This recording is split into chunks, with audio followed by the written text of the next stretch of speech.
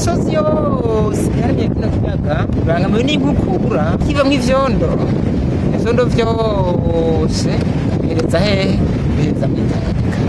Haraciye imyaka mikenya ikigo c'Uburundi kijejwe ibidukikije kigabishije yuko atagikozwe mu myaka mikenya isemurwa yose ishobora gusigara atasiyo ku butaka nta vuba izuba rihari, kuko hatakara hafi amatoni 100 ku hegitari ku mwaka.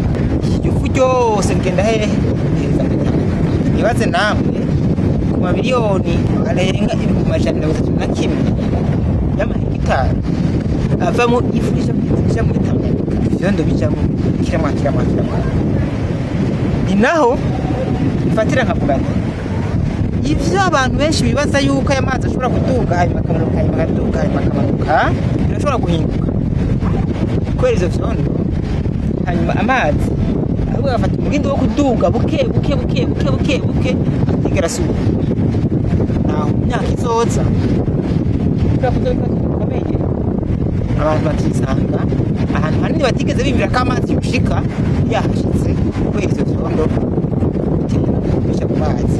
Kandi ibi bintu bitanguye nta myaka 100 iheze, kuko ibi vyatanguye ibisagara biri ngaha anye igeretse ya Tanganyika bitanguye kuza nk'Ibujumbura nka Buvira nka Karemi nka Kigoma n'ahandi.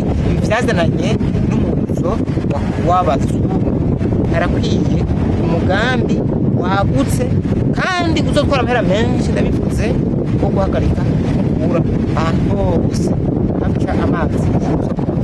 Ibigo bijaje kwihara ko ikirere kigenda haba mu Burundi, muri Tanzania, muri Kongo no muri Zambia biye kuja hamwe bagahanahana ibiharuro vyose bagiye barabona kw'imyaka iheze, kugira ngo bashobore kutwubakira ikintu cyo tuba dushobora kumenya ubwa mbere ko amazi aduka canke amanuka, kugira ngo dushobore kuburira abantu bose n'amareta kugira ingingo zikenewe zishobora gufatwa atabikurikirana.